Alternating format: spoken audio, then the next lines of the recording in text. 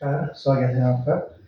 अ, जैसा कि हम देख रहे हैं नैनीताल में इन दिनों एक वीडियो बहुत ज़्यादा वायरल हो रहा है जिसमें एक महिला है जो हिंदूवादी लोगों को बहुत ज़्यादा अभद्र टिप्पणी कर रही है और ये कह रही है कि उनकी तरफ से उन्हें रेप की धमकी दी जा रही है और इस तरीके की बातें वो कर रही हैं।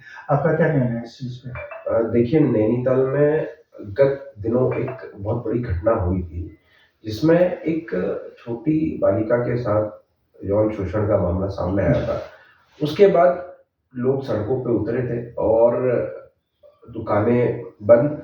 हालाँकि दुकानें जो थी नैनीताल की संभ्रांत जनता ने खुद ही स्वयं दुकानें बंद करी थी और इसी बीच क्या था कि पूरे नैनीताल में केवल एक ही दुकान खुली थी और उस दुकान जो खुली हुई थी, वो दुकान भी लगभग आप ये लगा लीजिए कि पूरी रोड तक का ही दुकान उनका सामान फैला हुआ था। उसके बावजूद हज़ारों की संख्या में लोग वहाँ पर उपस्थित थे और सारे लगभग हिंदू लोग थे, जो हज़ारों की संख्या में थे। आपने वीडियो में देखा होगा, पहले भी कई सारे लोग उसमें दिख रहे हैं चलते हुए। आप ये समझिए अगर हिंदूवादी लोग इस प्रकार के होते, तो मुझे तो नहीं लगता कि वो सुबह से शाम तक दुकान खुली रही, वो खुली रहती। एक भी अगर कोई किसी के पास प्रूफ हो, एक भी दुकान उनकी जिनकी ये दुकान खुली थी, ये वो जो महिला है उन्हीं की दुकान थी और उस दुकान पे अगर किसी ने एक पत्थर मारा हो, उस दुकान का जो सामान रोड पे फैला हुआ था उस पे किसी ने लात मारी, हजारों की संख्या में थे लड़के, सारे लोग थे, हजारों की संख्या में, ऐसा नहीं कि एक दो लोग थे। किसी ने कोई अभद्रता नहीं करी, किसी ने कहीं इनकी दुकान में अगर है तो इनकी कंप्लेन आई होती और इन्होंने दिया होता हमारे संज्ञान में। और हमने जो देखा वहां पर जो प्रत्यक्षदर्शी, आप उनसे पूछ सकते हैं क्या किसी लड़के ने या किसी हिंदू आदमी ने इनकी दुकान की ओर कुछ बोला या इनकी दुकान तोड़ी या इनकी दुकान फोड़ी। और ऐसे भय का माहौल इनके पास तब है जब हजारों की संख्या में लोग सड़कों पर उतरे और इनकी दुकान खुली है।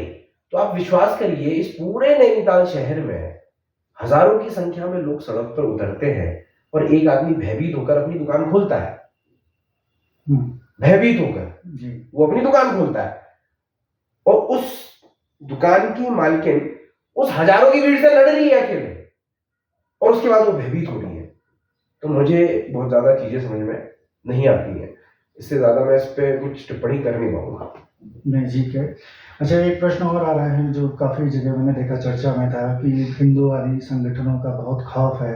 क्या इस तरह का कुछ माहौल? मैं वही आपसे कह रहा हूँ ना, देखिए जिस प्रकार से नैनीताल शहर मतलब सदियों से यहाँ टूरिस्ट आता है, कभी इस प्रकार का कोई माहौल नहीं है। बस एक घटना घटी थी जिस कारण से ये सारा माहौल बना।